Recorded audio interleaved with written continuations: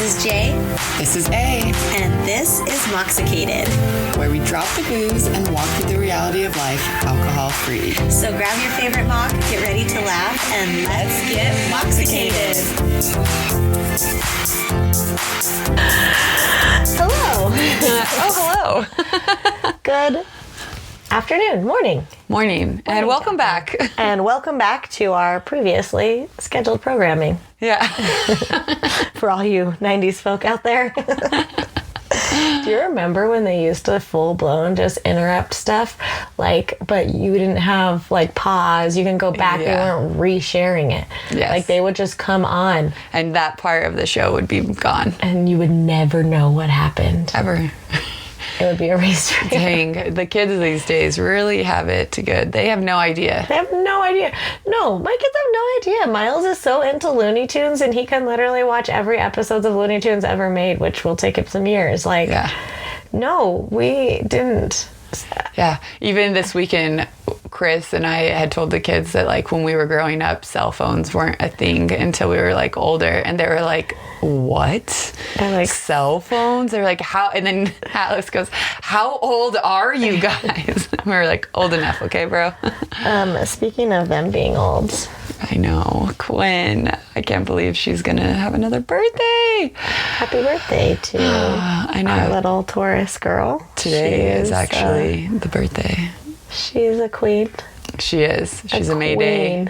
Mayday. Oh my gosh, yeah. Mayday. Yeah, a Mayday Bay. There's also another, I think that there's another, maybe a pagan or a Wiccan holiday on the 1st that's probably similar to Mayday. Anyways, yeah. I digress. Her birthday party is this weekend. Emo's coming to town. Oh, yeah. And I feel like with school, all the summer birthday kids try to fit their birthdays into May weekends. And so we literally have a million birthday parties in May. And I'm like, one has a middle of June birthday and they're having it that weekend. And I'm like, that's not fair. No, and I get it because my son is August, but before school starts August, so he never gets to invite his school friends. But I just cannot. I've never fathomed the thought of celebrating his birthday 2 months early so that the kids can come. Yeah. But I guess I understand. It is just a lot to expect of all the parents to There's do that. 3 birthday parties on Saturday and then Quinn's on Sunday. Because we switched to doing Sunday birthdays because now, soccer, a lot of kids can't come because they have soccer on Saturdays. Yeah. And so that's when all the activities Yeah, that's when all the games and stuff are. So we switched to doing parties on Sundays. So her friends can come. But yeah, she's crazy. She wants to invite the whole cheerleading team, the whole Girl Scout troop, her whole class, and then 12 kids in each of the other classes. And I was like, we gotta not do that. Oh my gosh, I love that so much. But yeah, we do a park party so that way there can be a lot of kids and it not be thousands of dollars. Yeah, no, you're so smart. You're the queen of park parties. Yeah. She is traumatized from piñatas. We had a really bad piñata experience at a party. Oh. Where the piñata had only 6 squishmallows in it, okay? But there was 70 kids. And literally we saw the true colors of these kids coming out. And it was horrifying. It was like when the bride throws the... Yeah, it was horrifying. Everyone was crying. Kids were wrestling. And ever since then, she's like... there will be no piñata at my parties. But then she was like, but what are we going to do? And I'm like, we'll be at the park. There's a lot of things to do. Well, and I think Sunday is a day that normally would probably be hard for parents to host birthday parties on. Maybe they use an excuse of something else, but that's your second day of drinking. That's your second day of recovery. And if you have been drinking Friday night and Saturday night, Sunday, you're really going to have to get it together before the week starts. Yeah. But when, you don't drink, you don't really have to worry. Yeah, I'm every day is chaos no matter what, but at least I'm not hungover. Not hungover or wondering what you did last night. Yes. For the second day in a row of your weekend, which I'm sure there are many of parents out there who experience blackouts. Yes. And that's what we're talking about today. Blackouts AF, because yikes. Yeah. And two, a couple things have sparked my interest, because the other day I was having a conversation with one of my good friends, and she told me she never has blacked out. And I actually believe her. You know, some people that say that and you're like, okay, I've seen you blacked out. But well, we have some facts about this. Yes. So before I get into the facts, blackout is, in simple terms, a temporary loss of consciousness. There's a couple, obviously, terms or definitions for blackout, but alcohol related, a temporary loss of consciousness. But I found one that dove in a little deeper, and it says it is a period of alcohol-induced amnesia. Wow. Which, I mean, give me the real words of it. Yes. Alcohol-induced amnesia during which an intoxicated person actively engages in behaviors like walking or talking, but does not remember doing so. Blackouts are most commonly caused by a rapid increase of your BAC level, which is your blood alcohol concentration, which results in that temporary loss of memory. You normally experience a blackout when your BAC reaches around 0.14, which is almost twice the legal limit, depending on where you are. In addition of blacking out, an individual can also suffer a milder alcohol-induced memory impairment. And so that is interesting. And I think that you and I have experienced these differently, but it then goes to tell you that like all blackouts are not the same, which even in my experience, all blackouts weren't the same. Yeah. And I never knew when one was coming versus one wasn't. But it does say that there are two distinctive forms of alcohol-caused blackouts. One is an en bloc, or a complete blackout, that involves the complete memory loss of events until the body's BAC lowers. Memory cannot be recalled under any circumstances. I know. Fragmentary or partial memory loss, that includes partial recollection of events during the drinking period that can be recovered when triggered with certain clues. Another term for this is like a brownout or a grayout. Yes. It's a drinking term that refers to a state of intoxication that causes people to have spotty memories or missing periods of time from their long-term memory, or fragmentary blackout. And I do think that that's interesting. And I think that I've even like witnessed that happen with you, like later in life, like years after it happened, you'll be sitting here and you'll be like, oh my gosh, I just remembered something that happened then. Yeah. And it's so interesting to have that definition of like a brownout versus a blackout. Like that one is you will never be able to recall those memories. Never. And the other one is like, maybe if you get a little trigger. Well, no. And I always laugh at myself because once again, I make everything about myself, but I thought I invented the term brownout because literally I invented Post-its. I mean, yes, I did. I did that too. But no, I can't recall like a full night of a blackout. But I browned out so often, and there were so many missing parts of every evening that was the normal for me. But I would always have like that memory, or like the memory of like either getting home or like a little glimpse. It was never like a full, well, actually I can take that back, because there are times where I would wake up and be like, how did I get here? There was one time I woke up in a place I didn't know. I did not have my purse. I did not have my car keys. I did not have anything. And it was literally like, dude, where's my car? And we had to like retrace and find it all. And it was all in very weird places. And we like laughed about it with the people I was with, but I was actually horrified by the whole situation. It's so crazy. And it is important to know, and I think we both saw this, that blacking out is different than passing out, right? Yes. And I think that there are people that overuse alcohol, or who drink alcohol, who always pass out. And maybe they say, oh, I blacked out because they passed out, but it's not the same thing. No.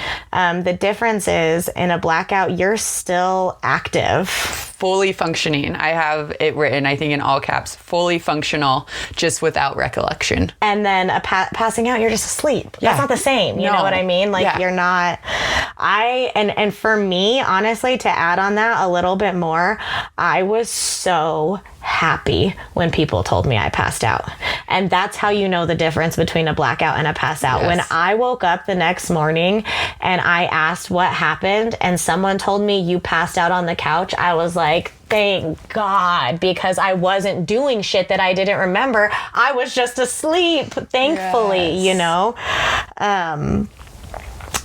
But during a blackout, a person... Why does it say that? Oh, they won't be able to remember events that happened before their they will remember to events that happened before their BAC reached very high levels.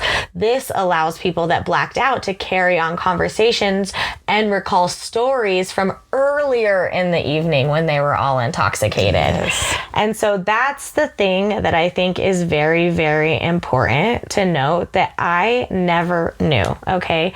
I would always sit here, and I said it earlier, and say, I don't know when I'm gonna black out and when I'm not gonna black out. Like anytime I went to Las Vegas, very little blacking out happened. Anytime I went to San Diego or like at ocean level. And so that's what I thought it was like, oh, because up in New Mexico, we're at higher elevation. Maybe that's why I can handle my alcohol more. But the reason that you black out statistically is because you get to that level, that BAC level, faster than your body's able to, or anyone else, or you get there fast. And that's why binge drinking is so heavily related to blacking out, because it's not just getting to that blood alcohol level, but it's how fast do you get there. And when I read that, when I was doing all of this research, I was like, oh my gosh. Yeah. Oh my gosh, that's why. It's the shots. Yeah, that's what I was going to say. We strictly did shots. We did not make drinks. No. Like, ever. No, I was not a I mixed literally drink girl. don't remember making mixed drinks at, like, the house. And I'm going to tell you something. If you ever made me a mixed drink at your home, just know I hated it. And I did not drink it, probably. And I probably spit it out. Yeah, or I probably used it as a chaser for shots, which is even worse. No, and it's chasing with alcohol. Yeah, we were crazy. and the ice would always melt because I wasn't drinking it, and then it would make it worse. No, I drank shots, and we pre-gamed, and so I would remember the pre-game. Maybe I would remember the first parts at the bar, but what was I also doing at the bar? Taking shots. That's when I'd start to sip a little bit, you know? And it just makes so much sense. Like, thank you, science, for making sense of something that was very hard for me to wrap my brain around. Like, you think that you're okay. You think that, you know, you're just partying or having a good time, or you only do it on the weekends. So you go hard, you know, like work hard, party hard, whatever. And you're drinking so fast in such a short period of time that you are unintentionally causing your blackouts. Yeah. And two, another thing, which you had talked about earlier, like the level of your BAC, women get a higher BAC than men. We've talked about this before on here, that it takes fewer drinks for binge drinking for women because of this. Yes, and that is also so crazy to me, because I feel like men did used to make me feel crazy, being like, oh, you're gonna black out. How come I never black out? How come you black out every time? I've had someone say to me, I've met you before so many times, but you're blacked out every time I've met you. And I hold that against her till this day. I'm like, I don't like you because that was really mean. And why would I remember if you're clearly saying that I was blacked out? I can't ever recall those memories. Yeah, I'm like, the science is here. Like, no, just kidding. Read the science book. Oh my gosh. Well, and it's just so, and I feel like in my relationships, like the men would use that against me too. And I've seen men be able to use that against women in a lot of other settings, because they're able to, you know, manipulate the story. Well, yeah, because when you're blacked out, who's going to tell you, you know, what happened? The person that is your partner, you know. And I had partners that were heavy partiers that never blacked out. And I mean, Philip isn't a heavy partier, but he has only blacked out once in our 9 years of being together, and he doesn't drink anymore. But it was always so like an uneven balance. And it is, if you have somebody in your life that's manipulative, it's so easy for them to use that against you, just because women's body makeup, body compound, we process alcohol differently. We're made differently than men are. And the big thing that that puts a huge downer on alcohol is our hormones. Yes. And they don't experience that. And our hormones dictate almost everything that's going on. And so, of course, it's going to affect you and your alcohol use. Yes. Yeah. Another thing that I learned in this research And the research. is that during your menstrual cycle, you are more at risk of blacking out. And it honestly makes me, that is so incredible. Like, I had never heard that before. And it makes me like want to go back in my mind and be like, oh my gosh. Yeah. Like, when were these times, you know? Yeah. Like, what? And that you're more at risk to black out, which probably means that like binge drinking on your period is the worst idea that you could ever have as a female. But nobody's teaching us about this. Even when we had our DARE programs and stuff like that, like they're teaching us about other things. In sex ed, they're teaching us about other things. But like, this is something that should be taught to us.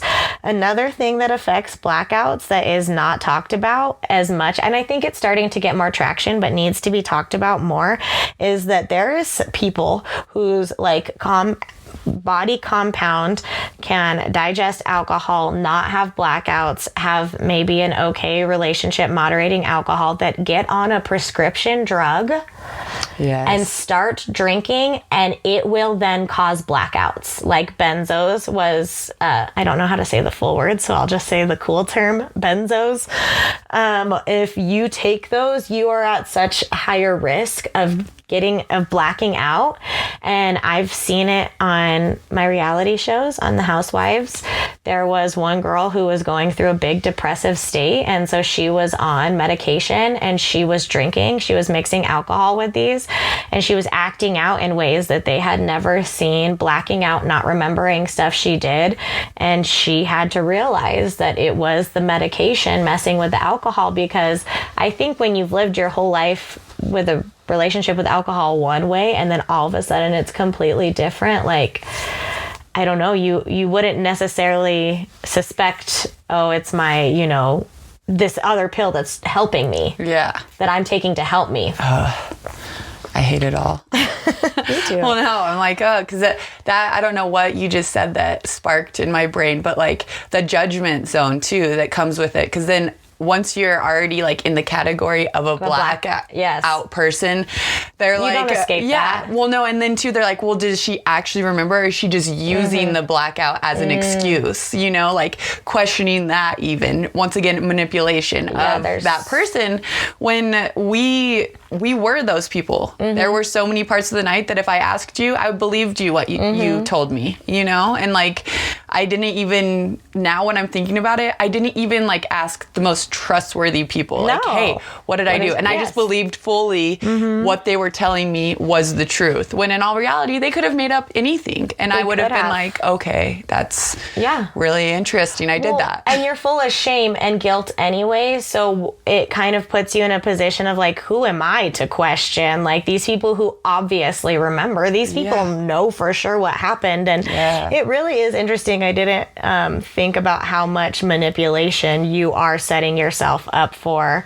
You know, there's a lot of other dangerous behaviors that you're setting yourself up for that we will talk about here in a second, but just like that psyche of being able to have somebody else tell you what you did with your own body, your own voice, your own person is just such a it gave me the chills place. all over my whole body just now. Awful. And you know, so many of us did this unknowingly, not because we wanted to, because we were trying to drink like everybody else, because we thought this would be the day that we would not black out. I cannot tell you how many times I did that, and then that my drinking got to the point where I was like, I don't even care if I black out tonight. But like, there were so many other times that I was like, okay, I think I've got it. And then the next thing I know, you know, I'm waking up, and I've shared on this podcast how Devin was such a great friend for me, because he unjudgingly always told me what I did the next day. And he is somebody that I could trust fully and completely, 100%. And then he moved away for 2 years, and I was putting myself around people that I couldn't trust. Not only would they not tell me what happened the next day, but they didn't really take care of me when I was blacked out. And that is something that I had relied on for so long, is people taking care of me when I was blacked out. And it really sets you up to just for so many awful stuff. Okay. I know. I'm angry. I'm literally going to fight everybody right now. In short term, effects of blacking out or misusing alcohol can include accidents. Yes. Injuries. How many times did you wake up being like, where did I get this bruise? What? Every time. I fell and caught myself on my arm, and I like jacked up my elbow one time, and I had to have somebody tell me how to do that, or how I did that when I wake up the next day with a huge purple elbow. Violent behavior. How many times did I have to people tell me that I punched my boyfriend?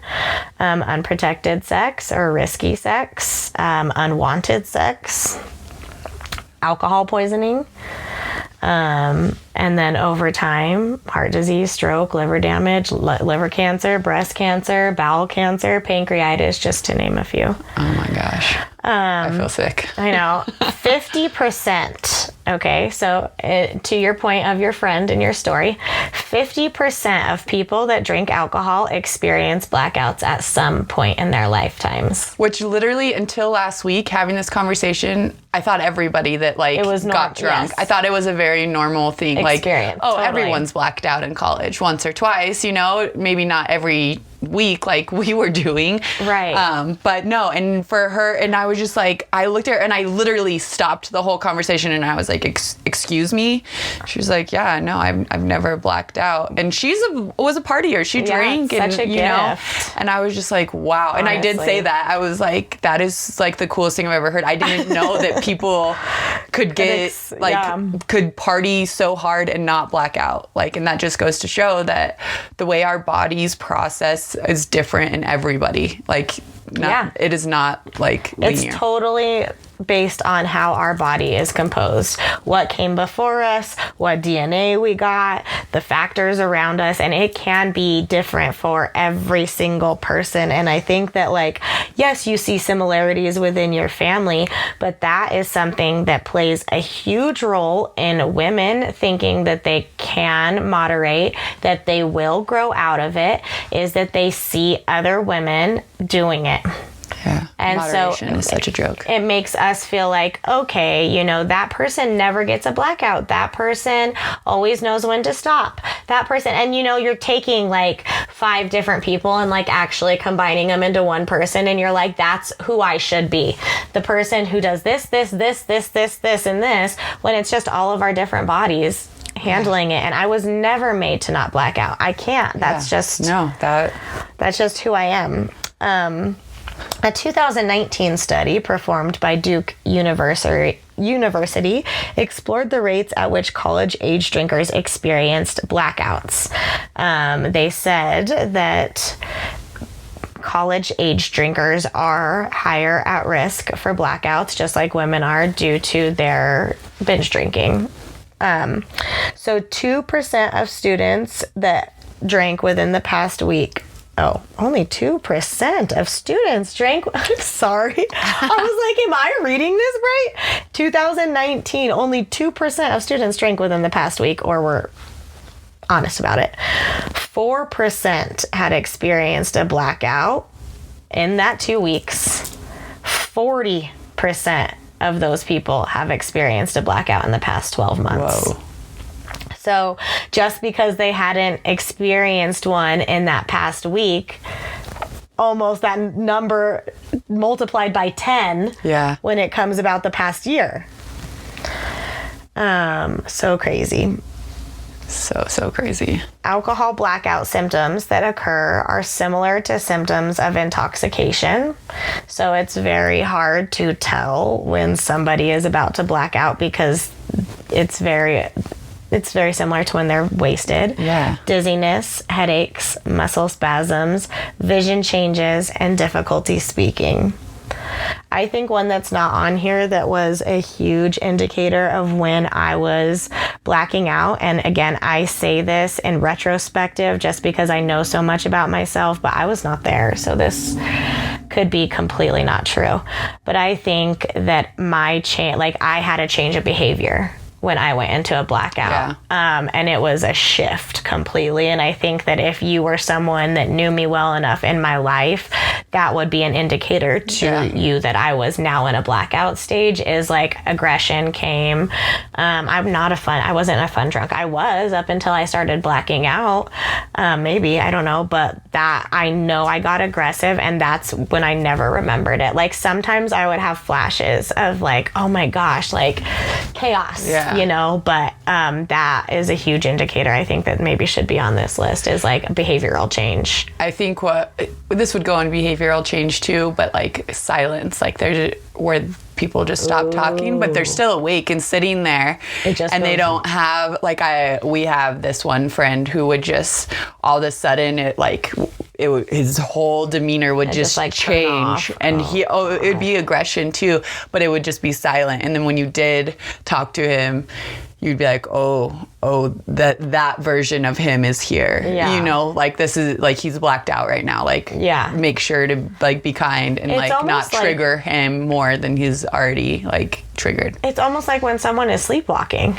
Yes, 100%. Like, don't touch them. Don't try and fight with them. Like, they're not in their right state of mind. They're not going to remember this. That's so weird you were saying that. It's interesting because I was trying to think if this was even appropriate for this episode, or I should have talked about it in the dreams episode.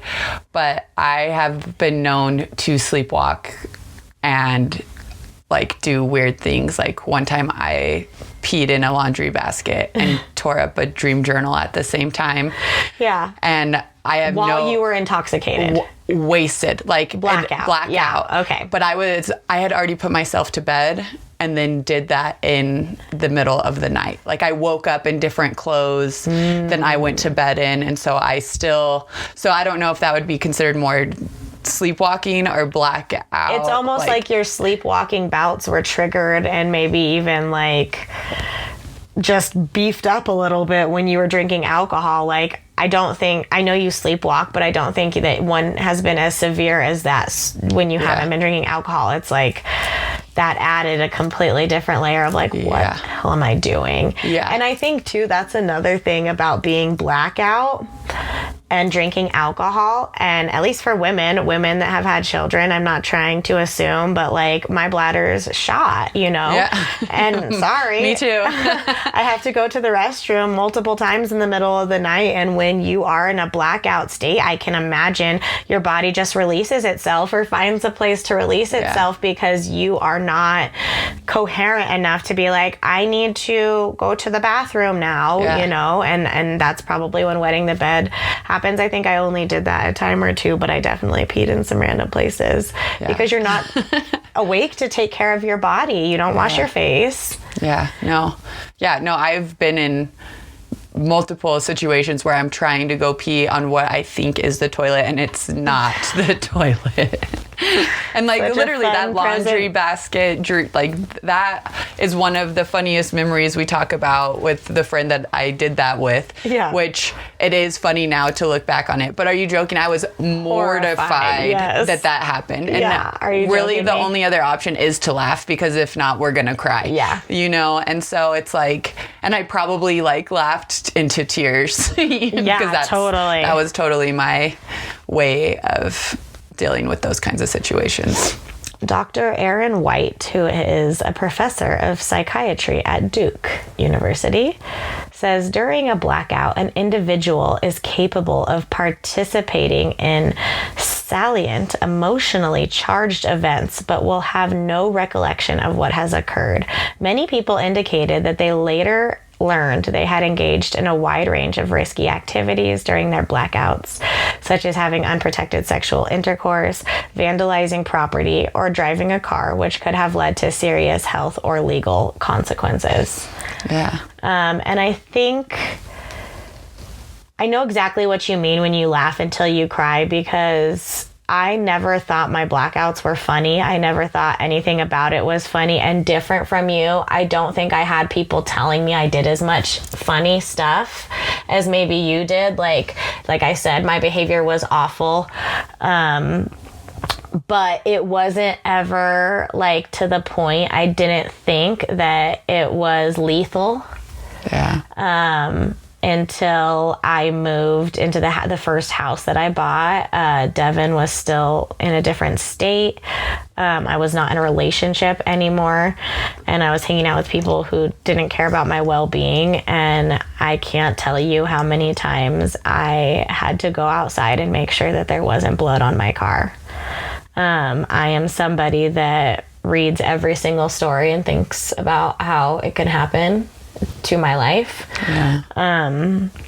So that's fun as a parent, but also, like, you know, you hear so many stories of drunk people hitting humans and dragging them. And it was literally my worst fear that I thought was going to happen to me. And that feeling, you know, like the feeling of waking up the next morning and not knowing what you did and what you said and where you slept, you know, but like when it comes to something lethal, like, yeah, sleeping with somebody, you know, having unwanted sexual intercourse, or wondering if you murdered somebody, you know? Harming others, you know, and like, just somebody that was just like walking home, and I'm stupid.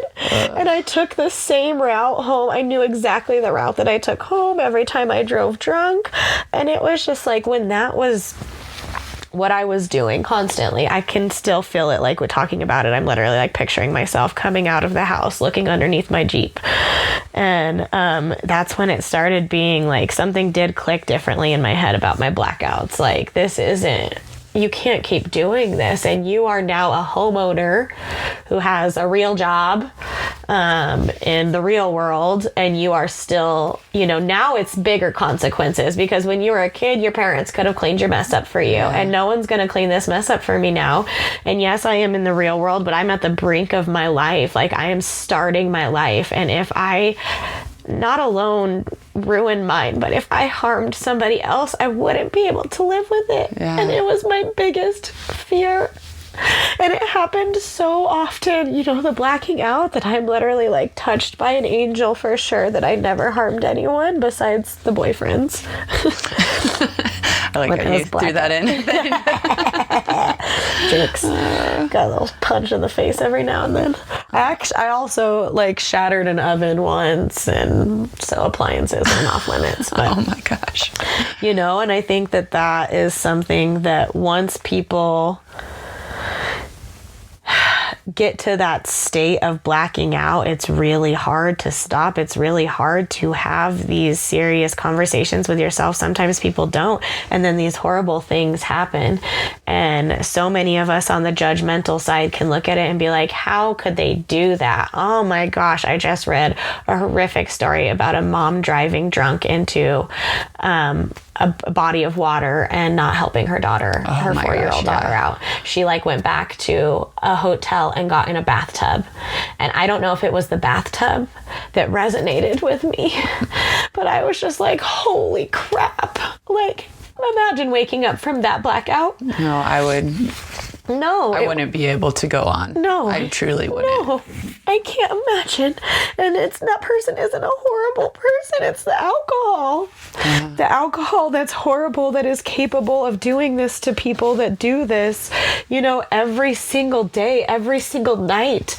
None of us are safe. Nobody is safe from alcohol, no matter how many times you've drank it, no matter how much you think you're in control of it. I don't even care if you are in this 50% that never experiences blackouts. Nobody is safe with alcohol. No. And it can turn you into somebody that you don't know, doing things that you will never remember for the rest of your life. Yeah.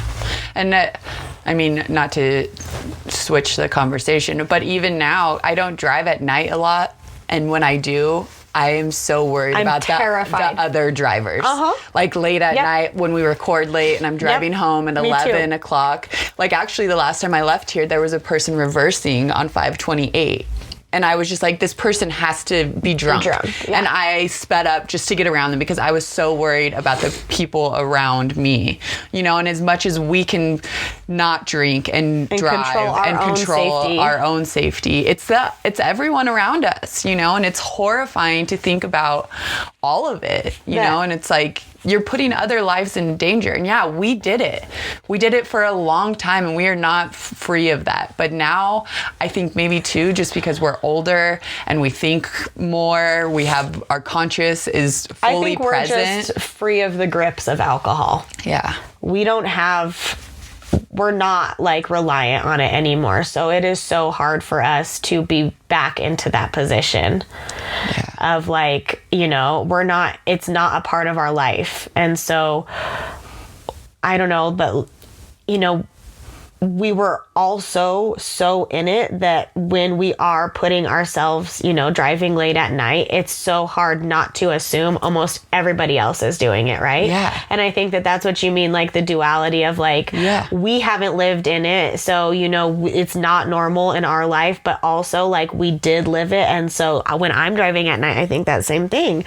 And it's not the people. I mean, you know, these people do have a lot of resources and opportunities, but like, I don't want to get mad at the people since it was us. It's the freaking alcohol. Yes. 100%. Thank you for saying that. Yeah. And there's so much, you know, like so much we can see in pop culture, and I'm a reality TV person, where you can see these people that not only are normal people, you know, like us that live their lives, but these people that have influence and followers and celebrity status. Things like this happen to them too when they think it would never happen to them. Yeah. Alcohol has its grips in anybody, even if somebody thinks they have control over it. And that's, I think, where I'm going to end that spiel.